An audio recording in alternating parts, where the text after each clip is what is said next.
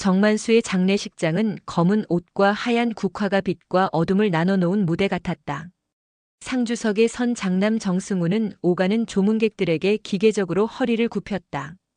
차남 정민우는 고개를 푹 숙인 채 부의금 봉투를 정리했고 막내딸 정수진은 눈물을 훔치면서도 틈만 나면 휴대폰을 확인했다. 가문의 오래된 집안, 오래된 업종, 오래된 권위. 그러나 지금 이 방 안에서 가장 오래된 것은 숨긴 말들이었다. 검은 정장을 반듯하게 차려입은 변호사 오태식이 법률가 특유의 건조한 표정으로 앞으로 나왔다. 그가 들고 있던 서류 가방이 탁자 위에 내려앉는 순간 방 안의 웅성거림이 지워졌다. 오태식은 두꺼운 봉투에서 공증 도장이 찍힌 서류와 USB를 꺼냈다. 고인은 본 유언장을 사망 21일 전 의식이 명료한 상태에서 작성 녹화하였습니다. 변호사의 목소리는 평온했지만 그가 한 장 또 한 장 종이를 넘길 때마다 가족들의 눈은 칼날처럼 번뜩였다. 큰 며느리 윤희정은 팔짱을 끼고 숨을 길게 들이마셨다. 조용히 앉아있던 손녀 정아유는 무심코 손에 쥔 국화꽃의 인맥을 만지며 긴장으로 굳은 어깨를 풀어보았다. 프로젝터가 켜지고 흑백에 가까운 영상 속에서 정만수가 앉아있었다. 살짝 굽은 어깨, 그러나 눈빛만은 또렷했다. 그는 마치 생전에 매일 하던 아침 회의처럼 담담히 말을 꺼냈다. 내 재산은 먼저 가족의 비밀을 까발리는 자에게 상속한다. 공기가 쪼개졌다. 누군가의 들숨이 비명처럼 높게 올라갔다가 끊겼다. 승우가 벌떡 일어섰다. 아버지, 그게 무슨 영상 속 정만수는 말을 이었다. 너희는 모두 비밀이 있다. 나도 알고 너희도 안다. 다만 누가 먼저 자기 목을 내놓을 용기가 있느냐의 문제다. 조건은 단 하나다. 스스로 고백하라. 타인의 비밀을 폭로해도 좋다. 하지만 결국 너 자신의 비밀을 밝히지 않는 자에게 상속은 없다. 정수진이 어이없다는 듯 웃었다. 아버지, 장난하세요? 변호사는 미간을 좁히고 손가락으로 정적을 가리켰다. 영상은 계속되었다. 이건 시험이 아니다. 처벌도 아니다. 내 마지막 경고다. 너희가 감추어둔 것들이 결국 너희를 물어뜯을 테니 차라리 내 앞에서 찢고 태워라. 그러면 한 사람에게 모든 것을 주겠다. 영상이 끝나자 조문객 몇 명은 불편함을 견디지 못하고 서둘러 자리를 떴다. 남은 건 가족과 가까운 측근들, 그리고 소문을 즐기는 눈동자뿐. 법적으로 가능하냐는 목소리가 여기저기서 터져나왔다. 변호사 오태식은 짧게 고개를 끄덕였다. 유언의 조건이 사회 질서와 선량한 풍속을 해치지 않는 범위라면 유효합니다. 이 유언은 공증과 영상 기록이 병행되었고 내가 작성에 참여했습니다. 승우는 차갑게 말했다. 그럼 지금 당장 시작하자는 겁니까? 변호사는 고개를 끄덕였다. 고인은 장례식장에서 최초 낭독 직후 24시간 동안 1차 고백을 받으라 했습니다. 오늘 자정 전까지입니다. 그 말이 떨어지자마자 침묵 사이로 철문이 움직이는 소리가 난 듯했다. 누가 먼저 총을 빼들 것인가, 누가 먼저 표적이 될 것인가. 민우는 물잔을 내려놓으며 낮게 중얼거렸다. 미친 게임이 시작됐네. 윤희정의 시선이 승우의 옆 얼굴을 스쳐갔다. 서늘한 결심이 눈동자에 맺혔다. 하유는 고개를 숙여 장례식장의 바닥 무늬를 바라보았다. 오래된 대리석에 거미줄처럼 갈라진 금이 보였다. 그 금 사이로 검은 빛이 스며 있었다. 가족의 비밀은 금처럼 보이지만 사실은 균열이다. 그녀는 손목의 미세한 떨림을 억눌렀다. 까발리는 자가 상속자 터무니없는 조건 같지만 이 집안에서 터무니없음은 늘 현실이 되어왔다. 저녁이 짙어졌다. 상복의 흰띠가 어둠을 가르듯 흔들렸다. 유족실로 들어간 가족들은 둥근 탁자에 앉아 서로를 바라보았다. 변호사는 확인서를 꺼내 탁자 위에 올렸다. 자발적 공개임을 인정한다는 서명입니다. 각자의 고백은 기록되며 증거 제출이 동반되어야 합니다. 그때 의자를 당기는 소리가 났다. 윤희정이 자리에서 일어났다. 제가 먼저 하죠. 승우가 황급히 팔을 잡았다. 지금 무슨 생각이야? 윤희정은 단호하게 손을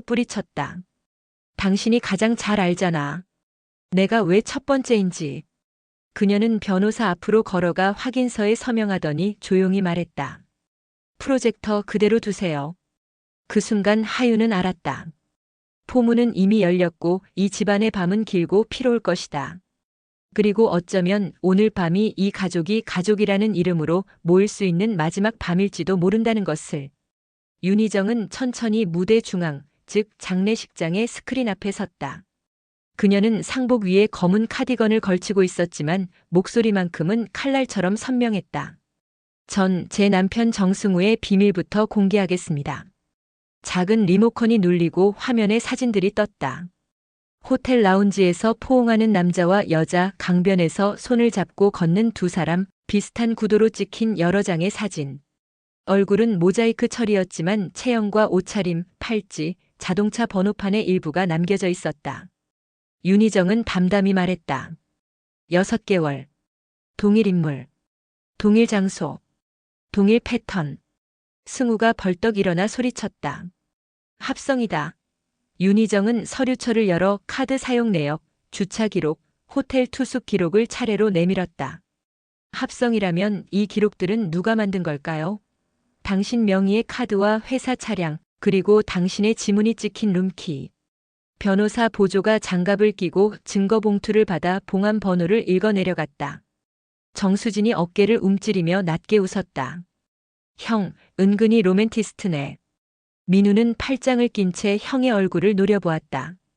형수님 상속 받으려고 형을 터는 거면 다음엔 누구 차례죠? 윤희정은 그에게 잠깐 시선을 줬다. 차례는 스스로 잡는 거예요. 윤희정은 심호흡을 한 뒤 스스로를 겨냥했다. 저도 제 비밀을 말하겠습니다. 결혼 전 한 번 파혼한 적이 있고 그때 제게 거액의 위자료가 들어왔어요. 숨겼습니다. 당신에게도 시아버님에게도. 잠시 웅성거림이 일었다. 그녀는 말을 이었다. 그래도 저는 남편에게 충실하려고 노력했어요. 하지만 남편은 그렇게 생각하지 않았죠. 이런 사실을 까발려야만 상속을 받을 수 있다면 저는 진실이라도 들고 서고 싶었습니다. 승우는 분노와 당혹 사이에서 말을 잇지 못했다. 너 지금 뭐가 목적이야? 돈? 복수? 윤희정의 입꼬리가 비틀렸다. 둘 다요. 그리고 하나 더 경고. 그녀는 화면을 넘겼다. 비상자금이라는 제목의 엑셀 캡처가 뜨고 낯익은 거래처 명단과 수상한 송금 내역이 이어졌다. 당신 회사 돈 흘린 거 알아요. 컨설팅 명목, 일주일 간격, 반복 송금. 저는 이 자료를 오늘 경찰에도 보냈습니다. 정적. 승우의 얼굴이 하얘졌다. 미쳤어? 미쳤어요. 당신이 나를 미치게 했으니까. 윤희정은 리모컨을 내려놓고 상복의 단추를 하나 채웠다. 저 상속 사실 관심 없습니다. 다만 어떤 비밀은 공개되어야만 끝나니까. 변호사 오태식이 단정히 말했다. 첫 번째 고백 접수했습니다. 본 유언의 조건상 고백의 무게와 증거성이 상속 결정에 반영됩니다. 그는 하윤을 흘깃 보았다. 하윤은 그 시선이 낯설었다. 마치 변호사가 진짜 승자는 말의 힘을 아는 사람이라고 속삭이는 듯 했다. 민우는 의자를 끌었다. 좋아. 그럼 나도 까자고. 그의 눈동자에는 오기가 섞여 있었다. 형의 불륜이 큰 죄냐, 남의 피를 빨아먹는 사체가 큰 죄냐. 비교해보자. 그는 주머니에서 두툼한 봉투를 꺼내 탁자 위에 퍽 소리를 내며 던졌다. 여기 우리 집이 매달 갚아온 이자 영수증. 아버지께 빌렸고 아버지는 내게 담보로 뭘 걸라고 했을까? 정수진이 비웃었다. 설마 너 엄마지? 민우는 그녀를 스쳐보며 고개를 끄덕였다. 맞아. 엄마 명의의 작은 집이 담보로 잡혔지. 그리고 형, 너 그거 알지? 아버지가 내 회계 구멍 막아주려고 내 빚을 빙자해 자금 돌려 막은 거. 장례식장의 공기가 또 한 번 뒤집혔다. 고백은 고백을 불렀다. 누군가의 진실은 다른 누군가의 거짓을 비추는 거울이 되었다. 하윤은 손등에 식은땀이 맺히는 것을 느꼈다. 이 판은 단순한 폭로쇼가 아니었다. 상속이라는 당근에 양심이라는 채찍을 달아놓은 기묘한 재판. 그때 가장 구석에 앉아있던 노모 박정옥이 힘겹게 일어났다. 침묵만 지키던 그녀의 입이 열렸다. 그만해라. 아버지 마지막 길에 피를 보이게 하겠느냐. 그녀는 떨리는 손으로 묵주를 쥐고 오래된 상복 치맛자락을 정리했다. 만수가 이런 유언을 남긴 건 너희가 이미 선을 넘었기 때문이다. 누구 탓만 하지 마라. 너희 모두의 탓이다. 그러나 멈추지 않았다. 이미 포문이 열렸고 모두가 자기를 지키기 위해 남의 피부를 벗겨내는 단계로 들어섰다. 변호사의 보조가 또 다른 USB를 연결했다. 장남 측 추가 증거 제출. 화면에 회사 내부 메신저가 떠오르고 프로젝트 비용 조정이라는 이름 아래 꼬여있는 숫자들이 보였다. 하유는 자리에서 살짝 몸을 틀어 창밖을 보았다.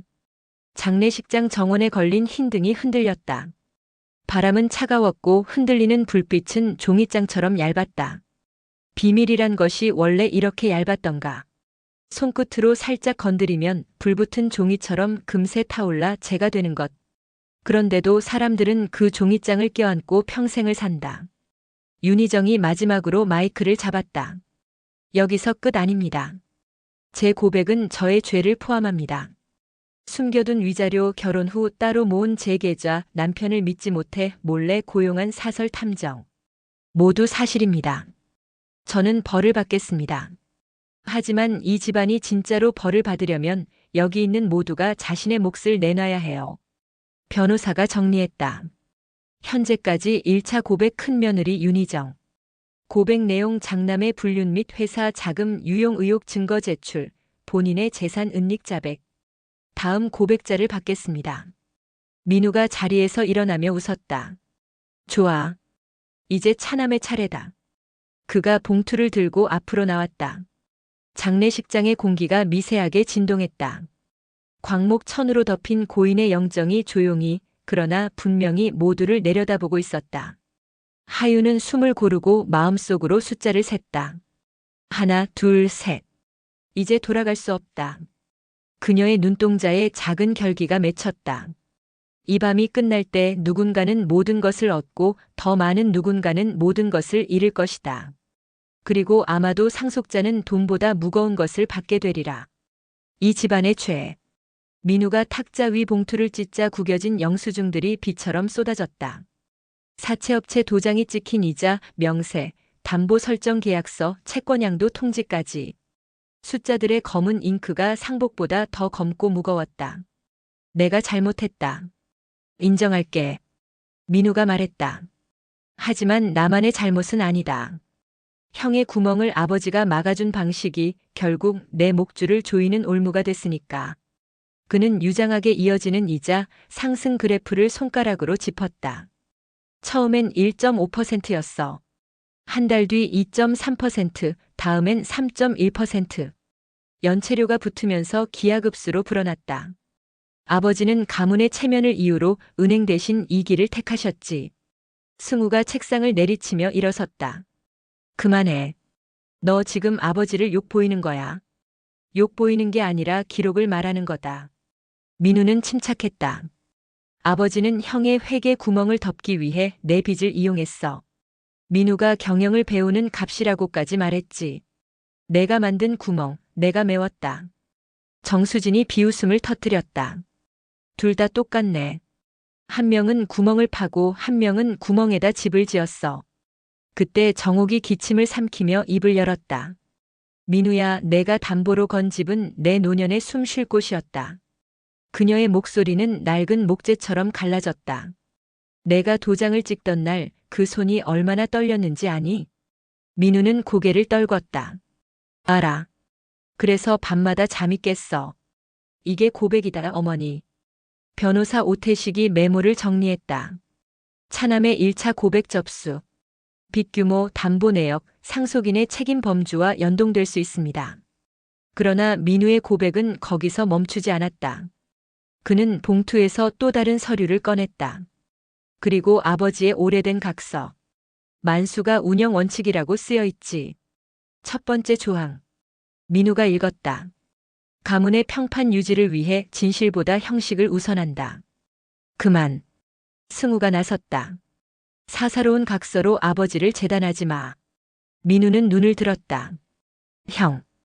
지금 우리가 사는 게 무엇인지 봐. 아버지가 남긴 건 돈이 아니라 방식이야. 그리고 그 방식이 우릴 질식시켰다. 그때 장례식장 복도에서 거친 신발 소리가 들렸다. 검은 점퍼 차림의 남자 둘이 문 앞에 섰다. 사채업자들이었다. 정민우 씨 찾습니다. 조문 왔습니다. 한 명이 어이없다는 듯 웃었다. 꽃 대신 독촉장 들고 정옥이 휘청이며 벽에 손을 짚었다. 하윤이 재빨리 달려가 팔을 받쳤다. 할머니 앉으세요. 하윤의 손이 미세하게 떨렸다. 현실은 느닷없이 가장 불경스러운 순간에 들이닥친다. 오태식이 앞으로 나섰다. 여기는 장례식장입니다. 공권력 없이 접근하시면 위법입니다. 그는 준비해온 법조문을 조용히 읽어 내려갔다. 사채업자들이 혀를 차며 물러났지만 문득 던진 한마디가 방안을 찔렀다. 상속 받으시면 책임도 상속입니다. 문이 닫히자 공기가 더 무거워졌다. 민우는 자리로 돌아오며 말했다. 내 고백은 끝났다. 그는 하윤을 바라보았다. 이제 누군가 진짜 피를 흘려야 할 차례야. 그 말은 예언처럼 들렸다. 이 밤 누군가는 실혈하리라는 돈이든 체면이든 사랑이든 그리고 그 일이 곧 벌어질 거라는. 하윤은 조용히 일어섰다. 설교자처럼 피고처럼 증인처럼. 제 차례예요. 모두의 시선이 일제히 꼿꼿해졌다. 정수진이 먼저 물었다. 내가 뭘 고백하니? 하윤은 작은 봉투를 꺼내 변호사에게 건넸다. DNA 검사 결과지였다. 6개월 전 제가 수술을 앞두고 사전 검사에서 혈액형 문제가 생겼습니다. 제 혈액형과 등록부상 부모님의 혈액형이 유전 법칙에 맞지 않았어요. 정적. 하윤은 이어서 말했다. 처음에는 병원의 착오인 줄 알았지만 2번, 3번 다시 검사해도 결과는 같았어요. 그래서 친자 검사를 했습니다. 제 법적 아버지인 승우 아빠와요. 승우의 얼굴이 미묘하게 일그러졌다. 그건 내가 왜? 아빠. 하윤은 낮게 불렀다. 결과는 부마이너스자 부합하지 않음이었습니다. 그녀는 담담하려 했지만 목끝이 뜨겁게 탔다. 그리고 오늘 장례식에서 할아버지 유언 영상을 보고 확신했어요. 제 출생에는 다른 이야기가 있다고. 변호사 보조가 또 다른 봉투를 열었다. 오래된 편지와 사진, 병원 출생 신고 관련 문서들. 사진 속 젊은 정만수는 탁자 위에 놓인 신생아를 내려다보고 있었다. 날짜는 하윤의 생년과 일치했다. 편지의 문장은 짧고 무거웠다. 미안하다. 너를 이 이름으로 올릴 수밖에 없었다. 하윤이 말을 이었다. 제 친부는 할아버지 정만수입니다. 방이 흔들렸다. 누군가 컵을 떨어뜨렸고 누군가는 욕설을 뱉었다. 정수진이 의자를 밀치며 일어섰다. 미쳤니? 오태식이 빠르게 확인했다. 문서상으로 가능성은 있습니다. 당시 특별 입양 형태로 승우 씨 명의의 아이를 올리는 사례가 있었고 출생병원 기록과 일치하는 부분이 보입니다. 최종 판단에는 추가 검증이 필요하지만 그만. 승우의 외침이 날카롭게 공간을 가르고 곧바로 무너졌다. 그는 허리를 숙여 얼굴을 감췄다. 그래, 그날 아버지가 나에게 서류를 내밀었다. 집안을 지키자고. 난 서명했고 그게 아버지의 아이라는 걸 알았다. 정옥의 입술이 새하얘졌다. 그녀는 손으로 가슴을 움켜쥐었다. 만수 내가. 하윤은 할머니에게 다가갔다. 할머니 죄송해요. 하지만 이건 제가 숨길 수 없는 제 진실이에요. 누군가의 비밀을 까발리는 대신 제 것을 먼저 놓겠습니다. 정수진이 비웃었다. 그게 내 전략이야? 불쌍한 카드? 상속받으려고? 하윤은 고개를 저었다. 몰라요. 상속 생각할 겨를도 없었어요. 내가 누군지 아는 게 먼저였으니까. 민우가 조용히 말했다. 아버지가 남긴 조건 중 하나 타인의 비밀을 폭로해도 되나 결국 자신을 드러내지 않으면 상속은 없다. 내가 처음으로 조건을 정면으로 통과했어. 하윤은 마지막으로 한 장의 음성 파일을 틀었다. 하윤아, 내 손녀 아니, 내 딸. 누구도 널 탓하지 못하게 하려다 더 깊은 죄를 지었다. 언젠가 내가 알게 되면 그때의 나를 용서하지 말아라. 다만 너는 시퍼렇게 살아라. 정만수의 쉰 목소리가 장례식장 위를 지나갔다. 모두의 눈동자가 그 목소리의 그림자를 따라갔다. 오태식이 고개를 숙였다. 손녀 정아윤 아니 기록상으로는 직계자 가능성의 고백 접수했습니다. 방 안엔 이상한 평온이 내렸다. 고백은 폭풍이었지만 폭풍 뒤에 잠깐의 적막이 모두의 귀를 먹먹하게 했다. 그 적막을 깨트린 건 정수진이었다. 좋아. 이젠 내 차례야. 그리고 이 게임을 뒤집을 카드가 있어. 그녀의 입술 끝이 차갑게 올라갔다. 유언장 가짜일지 몰라. 정수진은 누군가의 무대처럼 장례식장의 조명을 가로질러 걸었다. 그녀는 보관함에서 두꺼운 클리어 파일을 꺼내 변호사 앞에 놓았다. 공증인 서명, 도장, 영상 기록 타임스탬프. 전부 합법처럼 보이죠? 그런데 여기 프레임 드리프트가 발생한 구간이 있어요. 오태식이 눈을 가늘게 떴다. 영상 조작을 의심하십니까? 의심이 아니라 분석이에요. 미디어 포렌식 전문가에게 의뢰했죠. 정수진이 노트북을 열고 영상을 재생했다. 정만수의 유언 영상이 느려지고 특정 구간에서 입술 모양과 오디오 파형이 미세하게 비껴나갔다. 보이죠? 0.3초 어긋남. 일반 녹화 오류일 수도 있지만 편집의 흔적일 수도 있습니다. 웅성거림이 번졌다. 승우가 살았다 싶어 말했다. 그렇다면 이 유언장 자체가 무효가 될 수도. 아직은 아닙니다. 오태식이 손을 들어 막았다. 원본 저장 매체와 공증 기록, 촬영 당시 증인 진술이 있습니다.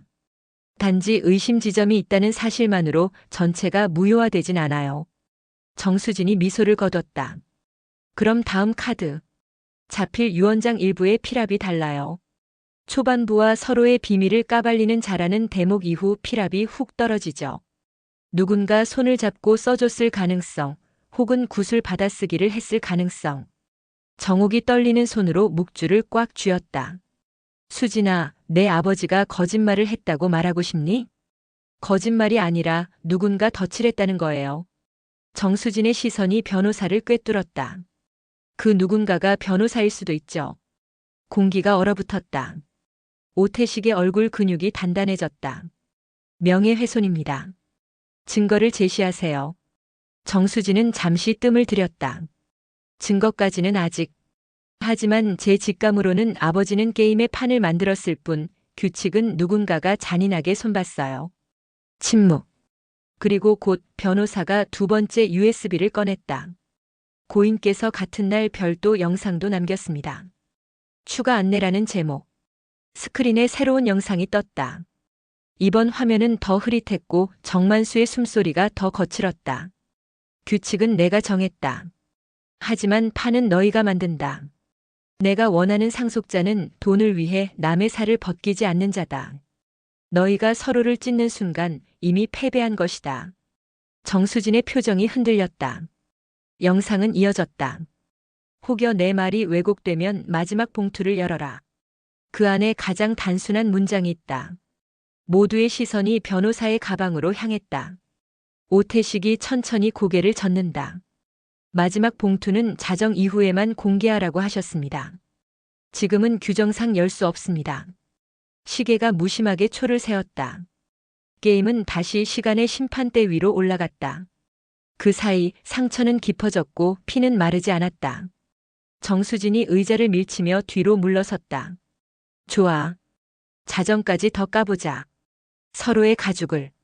그녀의 눈빛이 섬광처럼 번쩍였다. 그리고 진짜가 누군지 보자.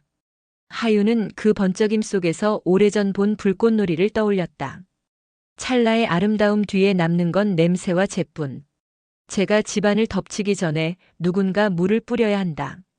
그러나 물을 들이키면 가장 먼저 젖는 건 물을 든 사람의 옷이었다. 자정을 앞둔 밤 11시 10분 장례식장 로비가 소란스러워졌다. 검은 후드티를 입은 청년이 조문객 사이를 비집고 들어왔다. 눈빛이 낯설지 않았다. 누군가의 옛 얼굴을 재생한 듯 익숙했다. 그는 영정 앞에서 조용히 절을 하더니 가족석을 향해 고개를 들었다. 저는 강도윤입니다.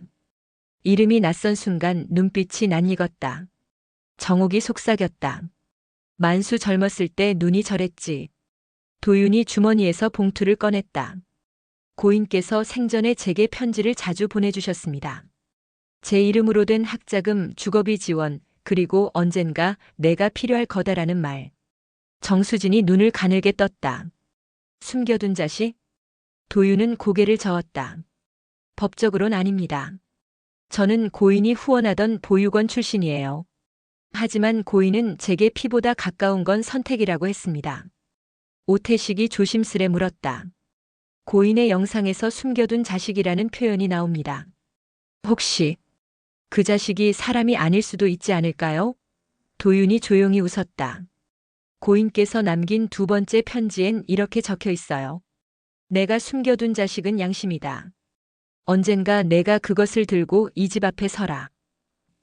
방 안에 작은 파문이 일었다. 승우가 비웃었다. 철학 노름하지 마. 상속은 법이야. 네, 그래서 전 상속을 받으러 온 게 아닙니다. 도윤은 봉투를 탁자 한가운데 내려놓았다. 단지 고인이 진짜 상속자가 무엇을 상속받는지 알려달라고 했습니다. 돈이 아니라 책임을. 민우가 봉투를 열었다. 안에는 낡은 키 하나와 짧은 메모. 기억의 방. 내가 열어라. 주소가 적혀 있었다. 오래된 본가 별채의 지하. 모두가 본가로 이동하자 별채 지하는 곰팡내와 먼지로 가득했다. 벽면에는 오래된 가게도 챔버형 금고 테이프로 구분된 상자들이 빽빽했다. 가족 판결 전. 거래 불가침. 사랑 기밀. 도윤이 키를 금고에 꽂았다. 문이 열리며 무겁게 울렸다. 안에는 손으로 쓴 노트가 있었다. 표지에는 단 한 줄. 끝까지 폭로하지 않은 자. 정수진이 이를 갈았다. 그러니까 우리가 헛고생했다는 거야? 하윤이 노트를 펼쳤다. 페이지마다 정만수가 기록한 일기처럼 보였지만 사실은 가이드였다. 고백하되 남의 살을 뜯지 마라. 돈으로 책임을 덮지 마라. 가장 약한 자를 먼저 보호하라. 정옥이 벽에 기대어 눈을 감았다. 만수는 마지막까지 설교를 쓰고 있었구나. 그때 지하실 출입문 위에서 무전음이 울렸다. 장례식장 쪽 직원의 목소리였다. 경찰이 왔습니다. 회사 자금 유용 사채 협박 건으로 현장 출석 요구. 승우가 도망치듯 밖으로 향하려 했지만 하윤이 앞을 막아섰다. 아빠, 가지 마요. 숨는다고 끝나지 않아요. 그녀의 눈망울에 눈물이 맺혔지만 얼굴은 흔들리지 않았다. 도윤이 마지막으로 말했다. 전 여기까지입니다. 제 역할은 아저씨 고인께서 부탁하신 심부름이었어요. 노란 노트를 찾아서 읽게 하라. 그게 다입니다. 그는 조용히 돌아섰다. 문 앞에서 잠깐 멈추고 덧붙였다. 그리고 한 가지만. 고인은 마지막에 늘 이렇게 말했어요. 상속자는 결국 사람을 남긴다. 본가로 돌아오자마자 상복의 검은 물결이 다시 밀려들었다. 장례식장의 고요는 이미 산산조각 나 있었다. 기자들이 몰려와 카메라 플래시를 터뜨렸고 경찰은 정중하지만 단단한 태도로 출석을 요구했다. 승우가 외쳤다. 지금 장례 중인데 인간적으로 시간을. 형사는 담담했다. 정식 체포는 아닙니다. 참고인 신분으로 동행 요청입니다. 거부하시면 영장 청구하겠습니다. 민우가 한 걸음 앞으로 나섰다. 제가 먼저 가겠습니다. 제 빚과 담보 구조가 사건의 시작점이니까. 하윤이 그를 바라봤다. 삼촌. 민우는 어깨를 으쓱했다. 언젠간 가야 할 곳이라면 오늘 가는 거지. 그는 형사에게 손을 내밀었다. 가시죠. 승우의 어깨가 무너졌다. 내가 만든 일이야. 내가 가야지. 그러나 그는 가지 않았다. 대신 목소리를 높였다. 좋아. 다 까자고 했지? 그럼 나도 까겠다. 그가 꺼낸 건 비밀 계좌 목록과 로비라는 이름이 붙은 명세표였다. 기업 접대, 현찰 봉투, 선물 리스트. 숫자들이 폭탄처럼 튀었다. 이게 내 죄다. 근데 혼자 한 줄 알아? 가문의 이름으로 했다. 정수진이 비명을 질렀다. 입 닥쳐. 그녀가 의자를 던졌다. 의자는 허공을 가르며 벽에 부딪혀 산산조각 났다. 기자들의 플래시가 번개처럼 터지고 누군가의 욕설이 천장을 때렸다. 정옥이 비틀거리다 쓰러졌고 하윤이 외쳤다. 119 불러요. 오태식이 사람들을 밀어내며 외쳤다. 모두 물러나세요. 장례 공간입니다. 그러나 장례는 이미 죽었다. 남은 건 전장이었다. 경찰이 질서를 잡고 인원을 밖으로 분산시키는 동안 하윤은 혼자 영정 앞에 섰다. 촛불이 작게 흔들렸다. 할아버지, 이게 원하신 광경이에요? 마음속에서 질문이 솟았다. 대답은 불꽃이 꺼지지 않고 버티는 모습뿐. 자정까지 7분. 오태식이 시계를 보며 말했다. 마지막 봉투를 10시간입니다.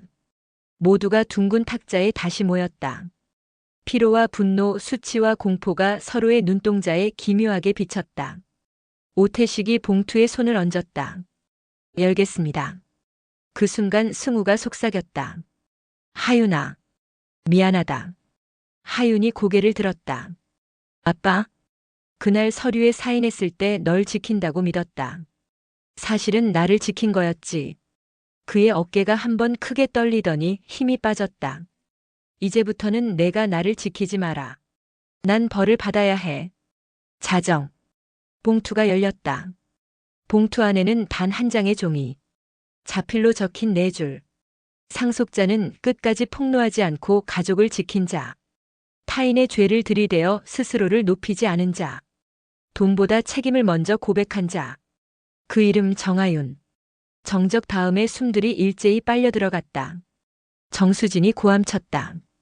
농담이지? 이 모든 걸 버려놓고 손녀에게. 오태식이 확인했다. 고인의 자필이 맞습니다. 필적, 잉크, 종이 모두 첫 유언장과 동일. 하윤은 종이를 내려다보았다. 손끝이 떨렸다. 기쁨이 아니라 무게가 왔다. 그녀는 천천히 고개를 들었다. 저 상속 받겠습니다. 대신 조건을 붙일게요. 모두가 얼떨떨한 눈으로 그녀를 보았다. 하윤은 숨을 고르고 말했다. 첫째, 삼촌 민우의 채무는 법적 절차에 따라 재조정할 거예요. 담보가 된 할머니 집은 상속 재산으로 되사서 돌려드립니다. 둘째, 아빠 승우는 경찰 조사에 협조하고 회사는 외부 감사를 받습니다. 셋째, 고모 수지는 유언장 조작 의혹을 공식 철회하고 대신 미디어 유포를 멈춥니다. 넷째, 정가의 자산 중 일정 비율을 강도윤 장학재단에 기부합니다.